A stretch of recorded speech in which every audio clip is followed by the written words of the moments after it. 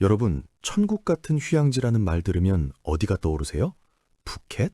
발리? 다낭? 맞아요. 그런데 아이러니하게도 바로 그 천국 한가운데에 지옥이 있습니다. 에메랄드빛 바다가 보이는 고급 리조트 바로 옆, 철조망으로 둘러싸인 건물에서 수천 명이 감금당해 강제로 사기를 치고 있어요. 더 충격적인 건 이 지옥을 만든 건 마야광도 테러리스트도 아닙니다. 바로 합법적인 사업가를 가장한 조직범죄 집단이죠. 19세기 아편전쟁부터 시작된 동남아 범주의 뿌리는 어떻게 2025년 현재 여러분의 스마트폰을 노리는 초국적 범죄 기업으로 진화했을까요? 오늘 그 끔찍한 진화의 역사를 경제와 지정학의 눈으로 제대로 파헤쳐 보겠습니다. 1840년 아편전쟁. 영국이 중국의 아편을 팔아 엄청난 부를 쌓던 그 시절, 동남아시아 산악지대에서는 조용히 역사의 씨앗이 뿌려지고 있었습니다. 바로 태국, 미얀마, 라오스가 만나는 접경지. 이곳은 나중에 황금 삼각지대, 골든 트라이앵글이라는 불길한 이름으로 불리게 되죠. 왜 하필 이곳이었을까요? 첫째, 지리적 조건이 완벽했어요. 해발 1000에서 2000m의 고산지대는 양귀비 재배에 최적이었습니다. 서늘한 기후, 적당한 강수량, 그리고 무엇보다 중요한 건 접근성이 떨어진다는 거였죠. 산악 밀림이라 경찰도 군대도 쉽게 들어올 수 없었어요. 둘째, 정치적 공백이었습니다. 영국, 프랑스, 일본 등 제국주의 열강들이 동남아를 식민 지배하면서 국경선을 마음대로 그었어요. 그 결과 이 접경지는 어느 나라 것도 아닌 무주공산이 됐죠. 태국 정부도 미얀마 정부도 라오스 정부도 실질적 통제를 못했습니다. 셋째, 경제적 필연이었어요. 이 지역에 사는 소수민족들은 대부분 샨족, 카렌족, 아카족 같은 산악부족이었는데 이들은 중앙정부로부터 완전히 소외됐습니다. 도로도 없고 학교도 없고 병원도 없었죠. 생존하려면 뭔가 팔아야 했는데 평지에서 쌀농사를 지을 수도 없고, 그래서 선택한 게 양귀비였어요. 양귀비는 경제적으로 완벽한 작물이었습니다. 첫째, 단위 면적당 수익이 쌀의 10배 이상이었어요.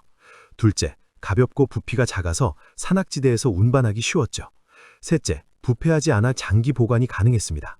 넷째, 수요가 무한했어요. 아편 중독자들은 끊임없이 더 많은 약을 원했으니까요. 19세기 말 영국과 프랑스 식민정부는 이 양귀비 거래를 사실상 묵인했습니다. 왜? 세금을 거둘 수 있었거든요. 프랑스령 인도차이나에서는 아편 전매제를 실시했어요. 정부가 아편을 독점 판매하면서 막대한 수익을 올렸죠. 식민지 재정의 20에서 30%가 아편 판매 수입이었다는 기록도 있습니다. 2차 세계대전 이후 상황은 더 악화됐어요. 식민지들이 독립하면서 중앙정부의 통제력은 더욱 약해졌고 황금 삼각지대는 완전한 무법지대가 됐습니다. 이곳에서는 총을 든 군벌이 법이었고 양귀비밭이 경제의 전부였어요. 그리고 1950년대 이 지역에 게임 체인저가 등장합니다. 바로 중국 국민당 잔당부대였죠. 국공내전에서 패배한 장개석의 군대 일부가 미얀마 북부로 도피했는데 이들은 무기도 있고 조직력도 있었어요.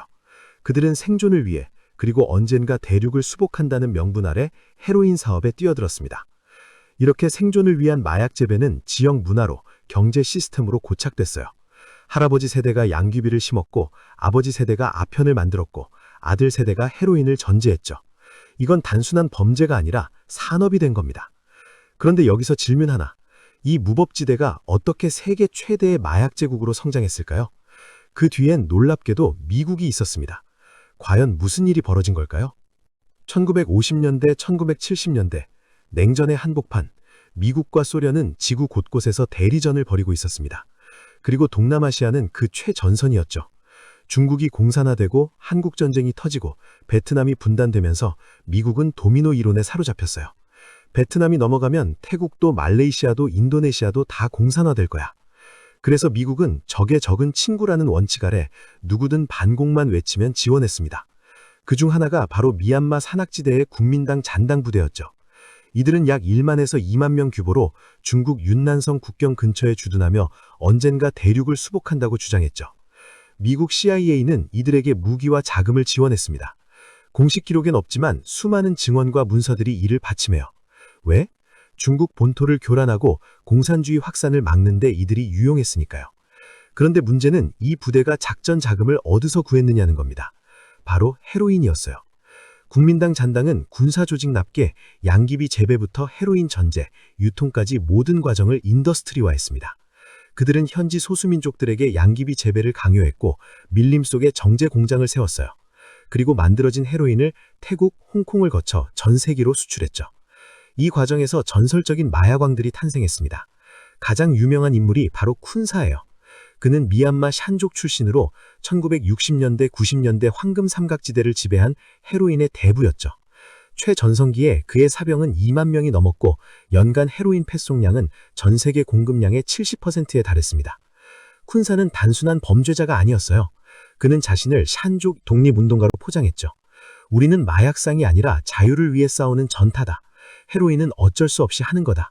이런 명분 덕분에 그는 현지에서 영웅 대접을 받았습니다. 그런데 여기서 미국의 역할이 모호해집니다.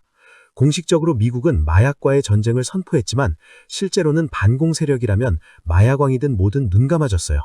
베트남 전쟁 중에는 더 심각했죠. 미국 공군 비행기가 라오스에 헤로인을 실어 나른다는 증언도 있었습니다. 베트남 전쟁 2955년부터 2075년 황금 삼각지대에는 황금기를 선물했습니다. 왜? 수요가 폭발했거든요. 베트남에 파병된 미군 병사들 수십만 명이 헤로인에 중독됐습니다. 전쟁의 스트레스, 공포, 절망 속에서 병사들은 마약에 손을 댔고 황금 삼각지대의 헤로인이 그들에게 흘러들어갔죠. 경제적으로 계산하면 1970년대 황금 삼각지대의 헤로인 산업은 연간 수십억 달러에 달했습니다. 이건 당시 태국이나 미얀마 같은 나라의 GDP와 맞먹는 수준이었어요. 마약이 단순한 범죄가 아니라 국가 경제를 좌우하는 산업이 된 겁니다.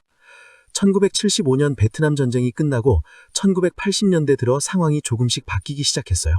미국이 마약과의 전쟁을 본격화하고 태국 정부가 양귀비 재배 금지 정책을 펼치기 시작했죠. 하지만 너무 늦었어요. 이미 황금 삼각지대는 범죄 제국으로 단단히 뿌리내린 상태였으니까요. 그리고 21세기가 되면서 놀라운 일이 벌어집니다. 마약왕들은 사라졌지만 그들이 만든 인프라와 네트워크는 남았어요. 그리고 새로운 플레이어들이 등장했죠. 과연 누가 이 범죄 제국을 물려받았을까요? 2022년 11월 20일 중국 공산당 제18차 전국대회. 시진핑이 중국 공산당 총서기로 선출됐습니다. 그의 첫 번째 슬로건은 호랑이와 파리를 함께 잡는다 였어요. 즉 고위 부패 관료, 호랑이부터 막단 공무원까지 모조리 소탕하겠다는 거였죠. 2016년대 중반부터 중국 내륙에서 조직범주에 대한 단속이 극도로 강화됐습니다. 마카오의 카지노들도 타격을 받았어요. 중국 정부는 본토에서 마카오로 가는 비자 배송을 제한했고 자금 발출을 엄격히 통제했죠.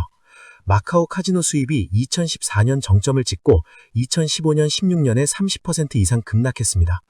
그러자 조직 집단들은 생존을 위해 이동했습니다. 어디로? 바로 동남아시아로.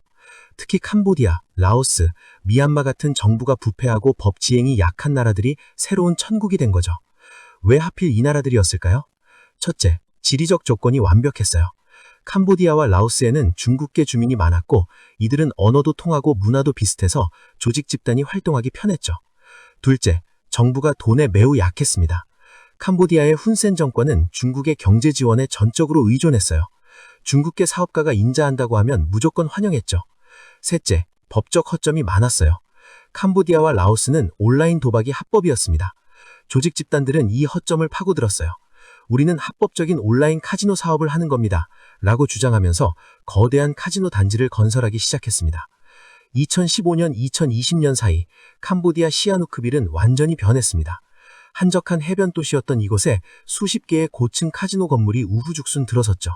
중국어 간판이 거리를 뒤덮었고 중국 위화화가 현지 통화보다 더 많이 쓰였습니다. 시아누크빌 인구의 20% 이상이 중국인이 됐어요.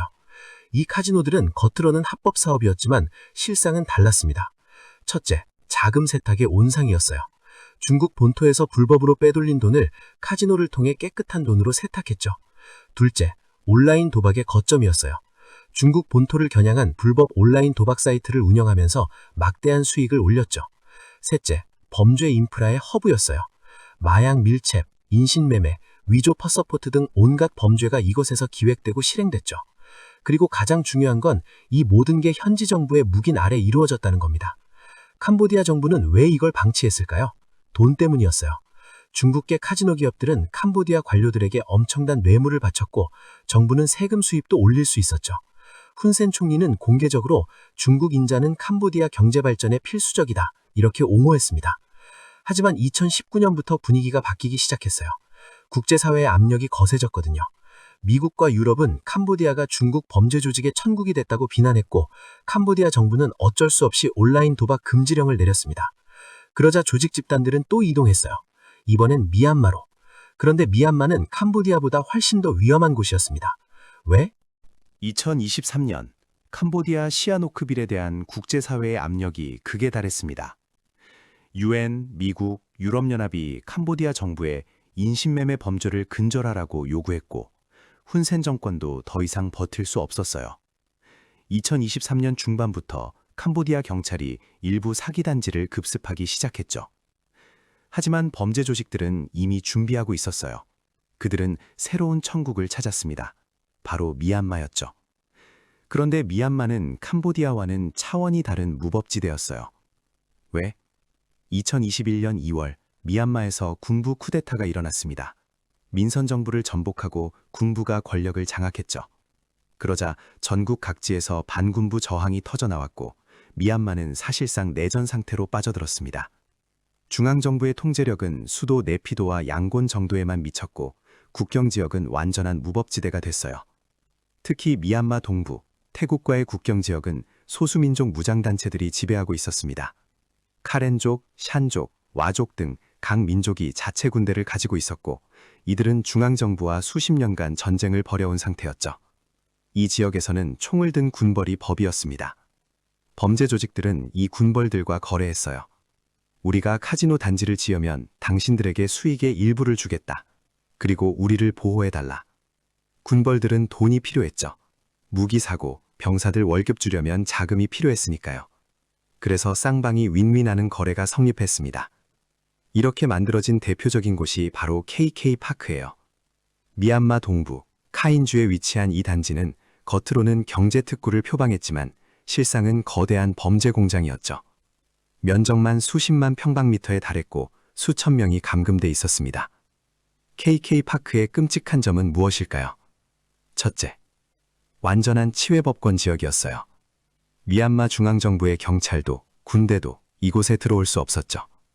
이 지역은 카렌 민족 동맹 KNU라는 무장단체가 지배하고 있었고, 그들이 KK파크를 보호했으니까요. 둘째, 탈출이 거의 불가능했어요. 캄보디아는 그래도 수도 푸놈펜이나 태국 국경까지 거리가 가까웠지만 KK파크는 밀림 한가운데 있었습니다. 주변은 지뢰밭이고 무장 경비가 순찰을 돌았죠. 탈출하려다 잡히면 총살당하는 경우도 있었어요. 셋째, 폭력의 수위가 더 높았어요. 캄보디아에서는 그래도 상품 가치를 위해 피해자들을 심하게 다치지 않게 했지만 KK파크에서는 달랐습니다. 고문이 일상이었고 공개 처형도 있었죠. 한 탈출자의 증언에 따르면 말을 안 듣는 사람을 개우리에 가둬놓고 굶겼다고 합니다. 넷째, 인간 거래가 더 노골적이었어요. KK파크에는 여러 범죄 조직이 임대한 구역들이 있었는데 피해자들은 조직 간에 사고 팔렸죠. 가격은 1인당 3,000에서 10,000달러 정도였습니다. 마치 중세 노예시장 같았어요. 다섯째, 장기 적출까지 벌어졌다는 증언이 있어요. 목표를 달성하지 못하거나 더 이상 쓸모가 없어진 피해자들은 장기 브로커에게 넘겨졌고, 신장이나 간을 적출당한 뒤 시체로 발견됐다는 겁니다. 이건 확인되지 않은 증언이지만 여러 탈출자들이 비슷한 이야기를 했어요. 경제적으로 계산하면 KK파크 같은 단지는 연간 수천억 원의 수익을 올렸을 겁니다. 그리고 이 돈은 어디로 갔을까요? 일부는 중국 범죄 조직의 주머니로, 일부는 미얀마 군벌의 무기 구입비로, 일부는 부패한 관료들의 뇌물로 흘러갔죠. 그런데 2023년 말부터 상황이 또 바뀌었어요. 미얀마 군부와 반군 간의 전투가 격화되면서 일부 지역에서 범죄 단지가 폭격을 받거나 약탈당하는 일이 벌어졌죠. 그러자 범죄 조직들은 또 다른 전략을 짜기 시작했습니다. 바로 안전한 나라에서 납치해서 위험한 나라로 이송하는 방식이었어요. 과연 어떻게? 2024년 초 충격적인 사건이 보도됐습니다. 한국인 20대 여성이 태국 방콕에서 실종됐다가 미얀마 국경 지역에서 발견된 거예요. 그녀는 태국 여행 중 친절한 한국인을 만나 커피를 마셨는데 그 후 기억이 없다고 했죠. 깨어나 보니 미얀마 사기단지에 갇혀 있었다는 겁니다. 이게 새로운 납치 수법이었어요. 과거에는 해외 취업을 미끼로 직접 위험 지역으로 유인했다면 이제는 안전한 나라에서 납치해서 위험한 나라로 이송하는 방식으로 진화한 겁니다. 왜 이런 방식으로 바뀌었을까요? 첫째, 경계심 때문이었어요. 캄보디아 취업 조심, 미얀마 국경 가지 마라 같은 경고가 퍼지면서 사람들이 조심하기 시작했죠. 그러자 범죄 조직들은 그럼 안전해 보이는 곳에서 잡으면 되지 라고 생각한 겁니다. 둘째, 태국은 한국인 여행객이 많았어요. 연간 수십만 명이 방콕, 푸켓, 파타야를 방문했죠. 범죄 조직 입장에서는 타겟이 넘쳐나는 사냥터였던 겁니다. 게다가 태국에는 중국계 범죄 조직의 네트워크가 탄탄했어요. 납치 수법은 정교했습니다. 먼저 SNS에서 타겟을 물색했어요. 인스타그램이나 페이스북에 태국 여행 중이라고 올린 사람들을 찾았죠. 그리고 우연을 가장에 접근했습니다. 저도 한국 사람인데 같이 밥 먹을래요? 또는 좋은 식당 알려드릴게요. 타겟이 경계를 풀면 음료에 수면제를 타거나 한적한 곳으로 유인해 차에 강제로 태웠어요. 그리고 태국 미얀마 국경으로 이동했죠. 국경 검문소는 뇌물로 해결했습니다. 태국 국경 경비대 중 일부가 범죄 조직과 결탁해 있었거든요. 피해자가 미얀마 사기단지에 도착하면 이미 늦었어요. 태국 경찰에 신고해봤자 미얀마에 있으면 우리 관할이 아니다라고 했고 미얀마 경찰은 애초에 작동하지 않았죠. 가족들이 한국 대사관에 도움을 요청해도 미얀마 무법지대는 우리도 어쩔 수 없다는 답변만 돌아왔습니다. 더 끔찍한 건 장기 적출 루트가 본격화됐다는 겁니다.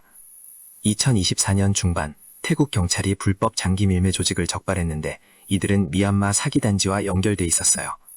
더 이상 사기에 쓸모없는 인력을 넘겨받아 장기를 적출한 뒤 태국, 중국, 중동의 부유층에게 팔았다는 겁니다. 한 탈출자의 증언이 충격적이었어요. 우리 단지에서 일주일에 2~3명씩 사라졌어요. 다른 팀으로 옮긴다고 했는데 나중에 들으니 장기 적출당했대요. 건강검진을 자주 시키길래 이상했는데 그게 장기 상태를 체크하려는 거였어요. 범죄 조직의 수입 구조도 다변화됐습니다. 과거에는 온라인 사기가 주 수입원이었다면 이제는 온라인 사기, 인신매매, 장기 밀매, 몸값 요구 등 여러 경로에서 돈을 벌었죠. 경제적으로 계산하면 한 명의 피해자에게서 범죄 조직이 얻는 총 수익은 평균 1억 원 이상이었을 겁니다. 온라인 사기로 몇천만 원 벌고 다른 조직에 팔면 수백만 원, 가족에게 몸값 받으면 수천만 원, 최악의 경우 장기 적출하면 수억 원. 인간을 완전히 상품으로 취급한 거죠. 그런데 이 범죄가 왜 멈추지 않을까요? 가장 큰 이유는 공모구조 때문이에요. 미얀마 군벌은 범죄 조직에게 세금을 받고 그 돈으로 무기를 사서 내전을 치르고 있었습니다. 즉, 이 범죄를 근절하면 군벌의 자금줄이 끊기는 거예요. 그래서 군벌은 절대 이 조직들을 건드리지 않았죠. 태국, 라오스, 캄보디아의 부패한 관료들도 마찬가지였어요. 뇌물을 받고 있었으니까요. 일부 경찰, 군인, 이민국 직원들이 범죄 조직의 공범이었던 겁니다. 2024년 말 기준 동남아 전역에 이런 사기단지가 최소 수백 개 있을 것으로 추정됩니다. 그리고 감금된 피해자는 수만 명에 달할 거예요. 과연 이 거대한 범죄 제국을 어떻게 무너뜨릴 수 있을까요? 2025년 상황은 더 악화되고 있습니다. 범죄 조직들은 이제 동남아를 넘어 남아시아, 중앙아시아까지 손을 뻗치기 시작했어요. 방글라데시, 파키스탄, 심지어 중앙아시아의 일부 국가에서도 유사한 사기단지가 발견됐죠. 왜 이렇게 확산되는 걸까요? 첫째, 수익성이 너무 좋았어요. 범죄 조직 입장에서 이만큼 안전하고 돈 되는 사업이 없었습니다. 마약은 단속이 세고 무기 밀매는 위험하고 인신매매 플러스 온라인 사기는 상대적으로 안전하면서도 수익이 막대했죠. 둘째, 기술 발전이 범죄를 도왔어요. AI 음성합성 기술로 보이스피싱이 더 정교해졌고 딥페이크로 영상통화 사기도 가능해졌습니다. 암호화폐는 자금 추적을 거의 불가능하게 만들었죠. 셋째, 국제 공조의 한계였어요. 한국 경찰이 아무리 수사해도 범인이 미얀마에 있으면 체포할 수 없었습니다. 미얀마 정부에 협조를 요청해도 우리도 통제 못하는 지역이라는 답변만 왔죠. 범죄 조직들은 이 허점을 정확히 파고들었어요. 그럼 해결책은 없는 걸까요? 있습니다. 하지만 쉽지 않아요. 첫째, 국제공조수사와 제재 강화. 2024년 유엔에서 동남아 인신매매 및 온라인 사기 근절 결의안이 통과됐습니다. 미국, 유럽, 한국, 일본, 중국이 공동으로 정보를 공유하고 범죄 조직의 자금줄을 추적하기로 했죠. 특히 암호화폐 거래소에 대한 규제를 강화해 범죄 수익 세탁을 막으려 하고 있어요. 둘째, 현지 정부 압박. 미얀마, 캄보디아, 라오스 정부에 대한 국제사회의 압력을 높여야 해요. 범죄 조직을 비호하면 경제 제재를 가하겠다는 강력한 메시지를 보내는 거죠. 실제로 2024년 미국은 캄보디아의 일부 관료들에게 개인 제재를 가했습니다. 셋째, 물리적 소탕 작전. 가장 확실하지만 가장 어려운 방법이에요. 국제 공조하에 특수부대를 투입해 범죄 단지를 직접 급습하는 겁니다. 2024년 태국과 미얀마 국경에서 합동작전이 한 번 있었는데 수백 명의 피해자를 구출했죠. 하지만 이건 극히 일부에 불과했어요. 넷째, 예방교육과 홍보. 가장 중요한 건 더 이상 피해자가 나오지 않게 하는 거예요. 동남아 고수익 취업은 100% 사기다. 태국에서도 납치 위험이 있다는 걸 널리 알려야 합니다. 한국 정부는 2024년부터 공항에 경고 포스터를 붙이고 출국 시 주의사항을 안내하기 시작했어요. 다섯째, 피해자 구출 및 지원. 이미 납치된 사람들을 구하는 게 급선무입니다. 민간 구출 단체들이 생겨나고 있어요. 전직 특수부대 요원들이 모여 유료로 피해자 구출 작전을 벌이는 경우도 있죠. 하지만 이것도 한계가 있어요. 비용이 수천만 원에 달하고 성공률도 100%가 아니니까요. 경제적으로 계산하면 이 범죄를 완전히 근절하려면 국제사회가 수조 원을 투자해야 할 겁니다.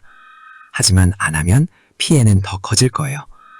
지금 당장 멈추지 않으면 10년 후에는 아시아 전역이 이 범죄의 그물망에 걸릴 겁니다. 더 무서운 건 이 범죄 모델이 수출되고 있다는 거예요. 아프리카, 남미의 범죄 조직들이 동남아 모델을 배우기 시작했다는 정보가 있습니다. 인신매매 플러스 온라인 사기라는 이 끔찍한 비즈니스 모델이 전 세계로 퍼질 수 있다는 거죠. 결론은 명확합니다. 이건 한 나라가 해결할 수 있는 문제가 아니에요. 국제사회 전체가 힘을 합쳐 이 범죄 제국의 뿌리를 뽑아야 합니다. 물리적 소탕, 자금줄 차단, 현지 정부 압박, 예방교육, 모든 수단을 동원해야 해요. 그리고 우리 개인도 경계를 늦추지 말아야 합니다. 나는 조심하니까 괜찮아가 아니에요. 범죄 조직들은 끊임없이 새로운 수법을 개발하고 있으니까요. 오늘 안전했던 방법이 내일은 함정이 될 수 있습니다. 역사는 우리에게 가르쳐줘요. 1910년 황금 삼각지대에서 시작된 범죄의 씨앗은 100년이 넘는 시간 동안 진화하고 변이하며 살아남았습니다. 마약에서 카지노로, 카지노에서 온라인 사기로, 그리고 이제 인신매매와 장기 밀매까지. 이 괴물은 멈추지 않을 겁니다. 우리가 멈추지 않는 한. 여러분, 오늘 우리는 동남아 범죄 조직의 끔찍한 진화를 따라가 봤습니다. 1900시기 양귀비 밭에서 시작된 범죄가 어떻게 2025년 여러분의 스마트폰을 노리는 초국적 범죄 기업으로 성장했는지 보셨죠? 이건 먼 나라 이야기가 아닙니다. 지금 이 순간에도 수만 명이 동남아 어딘가에서 감금당해 강제로 사기를 치고 있어요. 그리고 그들의 타겟은 바로 여러분일 수 있습니다. 천국 같은 휴양지 한가운데 지옥이 있다는 걸 잊지 마세요. 그리고 그 지옥은 우리가 함께 싸우지 않으면 계속 커질 겁니다. 이 영상이 도움이 됐다면 좋아요와 구독 부탁드립니다. 그리고 주변에 공유해주세요. 한 사람이라도 더 알면 한 사람이라도 덜 피해를 입을 테니까요. 깨어 있으세요. 그리고 조심하세요. 구독과 좋아요는 컨텐츠를 만드는 큰 힘이 됩니다. 감사합니다.